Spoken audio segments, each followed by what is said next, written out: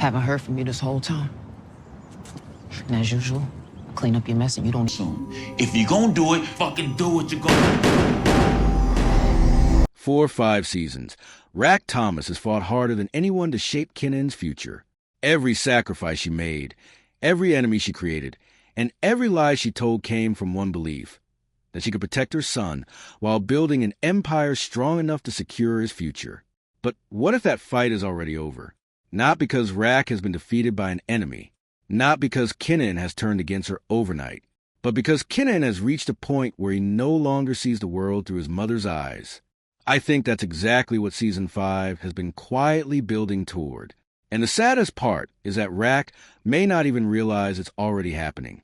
Let's talk about why I believe Rack has already lost Kanan, and why there may be no way to get him back. From the very beginning of raising Kanan, the story wasn't just about crime. It was about influence. Who would shape Kanan into the man we eventually meet in power? Early on, the answer seemed obvious. Rack controlled nearly every part of his life. She decided who he spent time with. She tried to control what he knew. She even tried to protect him from the harsh realities of the streets. But every season has chipped away at that control. Now, in Season 5, we're watching something different. Kanan isn't simply following instructions anymore. He's making his own decisions. And that's a much bigger change than people realize. One thing I've noticed this season is that Kanan rarely waits for Rack's approval. There was a time when he constantly looked to her for guidance. Now, he acts first and explains later, if he explains at all. That doesn't necessarily mean he hates his mother. It means he believes he's capable of leading his own life. That's a natural part of growing up. But in Rack's world, independence comes with enormous consequences, because every independent decision pulls Kanan further away from her influence. One of the biggest developments this season has been Breeze's growing relationship with Kanan. What's interesting isn't that Breeze gives Kanan advice. It's the type of advice he gives. Breeze treats Kanan like someone capable of making his own choices. He doesn't constantly remind him that he's still a kid. He speaks to him as an equal. For someone like Kanan, that's incredibly appealing. Young people naturally gravitate toward those who trust them with responsibility.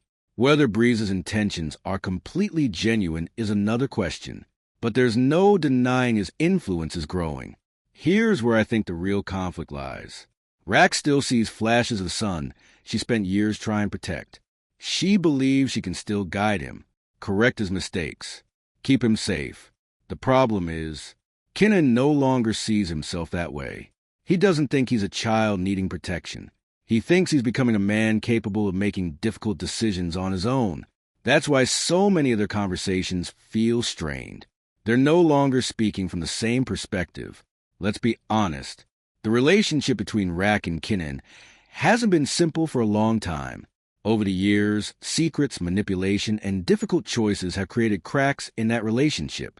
Even when Rack believed she was protecting Kanan, he often felt like information was being kept from him. Trust is difficult to rebuild, especially once someone begins believing they have to figure things out for themselves. Season 5 continues showing the consequences of that history. Another reason I think Rack is losing influence is because Kanan is no longer relying on one person. He's developing relationships outside his mother's control. He's learning from different people, listening to different perspectives, making decisions based on experiences Rack isn't part of. That's exactly how influence changes. Not through one dramatic betrayal, but through a series of smaller shifts that slowly redefine who someone trusts most. What's fascinating is that nobody has openly declared Rack unfit to lead. That's not what's happening. Instead, people are naturally becoming more independent. Marvin makes his own choices. Kanan follows his own instincts. Others pursue their own interests. Leadership doesn't disappear all at once. Sometimes people simply stop depending on it. That's a much quieter transformation, but it's often far more significant. This season also highlights another uncomfortable truth.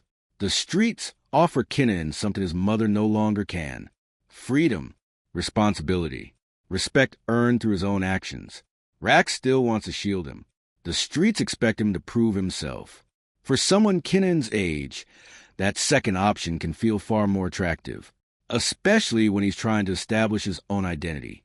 One thing great leaders sometimes struggle with is recognizing when circumstances have changed. Rack built her strategy around protecting Kanan from becoming part of this world too soon. But now he's already inside it. The question isn't whether he'll enter. The question is who he'll become once he's there. That requires a different approach. If Rack continues fighting yesterday's battle, she risks missing today's reality. I want to make something clear. This theory isn't about Kanan suddenly turning into Rack's enemy. Family relationships are rarely that simple.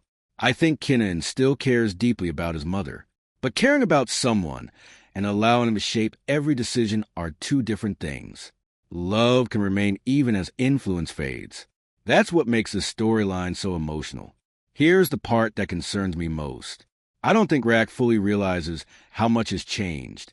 She still believes she can pull Kanan back whenever necessary. She still believes one conversation can fix things. One warning can change his mind. But influence doesn't disappear overnight. It fades gradually. By the time someone notices it's gone, it often can't be recovered. One of the reasons raising Kanan works so well is because neither character is completely right or completely wrong. Rack genuinely believes she's protecting her son. Kanan genuinely believes he needs to make his own path. Those goals aren't inherently incompatible, but the methods they choose continue pushing them further apart. That's tragedy, not because either one wants to lose the other, because both believe they're doing what's necessary. So here's my prediction. I don't think the biggest battle in Season 5 will be between Rack and another rival. I think it will be between Rack's hope and reality. She still hopes she can shape Kanan's future. Reality suggests that future is already being shaped by someone else, and by Kanan himself. That's the heartbreaking part. Rack hasn't failed because she stopped loving her son. If anything, she may have loved him so fiercely that she couldn't recognize the moment he no longer wanted to be protected. Kanan isn't asking for permission anymore. He's building his own identity. He's choosing his own mentors. He's making decisions without looking over his shoulder. Those are the signs of someone stepping into independence. Whether those choices ultimately help or hurt him remains to be seen. But one thing feels increasingly clear.